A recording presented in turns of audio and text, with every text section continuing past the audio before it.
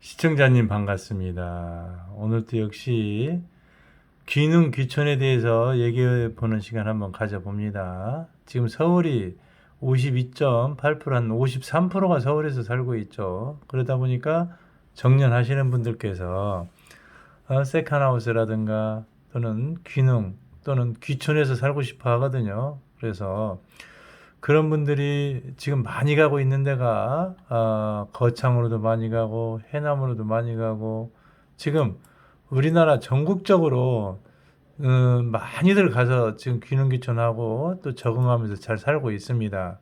하지만 그중 일부는 적응을 못하는 경우가 있어요. 그런데 우리가 귀농귀촌할 때 서울에 있는 모든 재산을 정리해서 그곳에 가서 열심히 적응하려고 했는데 시골 생활이 만만치가 않죠. 그래서 이런 시골에 가서 무언가 그 지방에 특색 있는 것을 심어서 해보려고 하는데 이게 쉽지가 않습니다.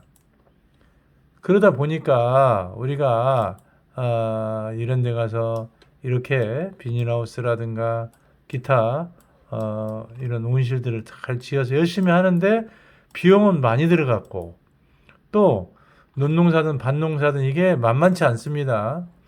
그렇게 해서 농민들도 돈 벌기 어려운데 도시민이 가서 돈을 번다는 게 쉽겠습니까? 그리고 요즘은 텃세도 좀 심하고 한데 또 텃세가 없이 뭐 잘해준다 하시더라도 그곳에서 사는 사람들도 돈 벌기가 만만치 않습니다. 그래서 적응하면 정말 다행인데 적응을 못했을 때 어떻게 할 것인가 이것이 문제예요.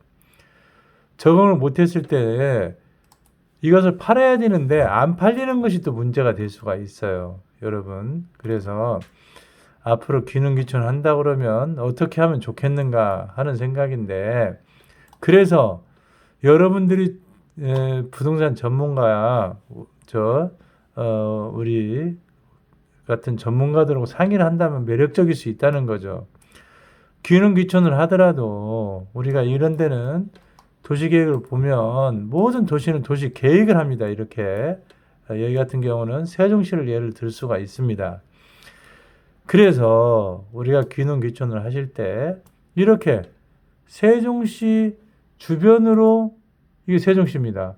이 주변으로 귀농귀촌을 했다면 우리가 귀농귀촌에 적응을 못했을 때의 땅의 가치가 굉장히 많이 올라 있다는 거죠. 그리고 잘 팔린다는 거죠. 그래서 어차피 시간은 똑같이 흘러갑니다.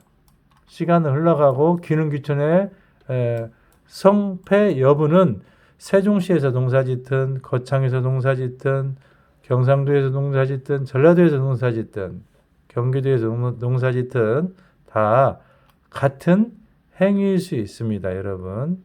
하지만 이런 경우에 어디에서 귀농귀촌을 하는 게 좋은가? 이렇게 세종시처럼 똑같이 써요. 땅값은. 하지만 여기는 굉장히 많이 올랐죠.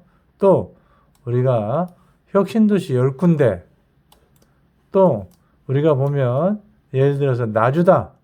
그러면 광주 밑에 나주 혁신도시가 생겼죠. 그러면 이런 혁신도시 주변에서 우리가 귀농귀촌을 했다.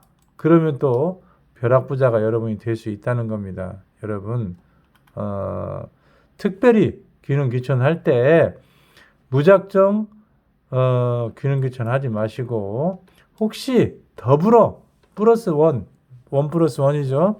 내가 귀농귀촌 하면서 그 주변이 개발까지 같이 되는 곳에 귀농귀촌을 했다면 여러분께서는 여기 내포 신도시가 이렇게 생기잖아요. 그랬을 때 이런 내포 신도시 주변에 여러분이 귀농귀촌을 했다면 집가가 많이 오르는 그러면서 나중에 적응되면 적응한 대로 거기에서 부자 귀농이 되고 또 적응이 안 됐을 때 팔아도 값이 많이 올라서 서울을 다시 진출해서 오히려 더 부자가 돼서 올라오는 여러분이 되지 않겠는가.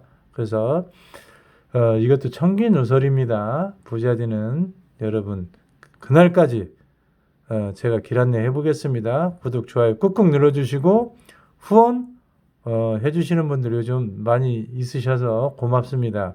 후원 꼭 부탁하면서 여러분 부자 되는 그날까지 길 안내해 보겠습니다. 행복한 시간 되십시오. 복 받았고 부자 되십시오.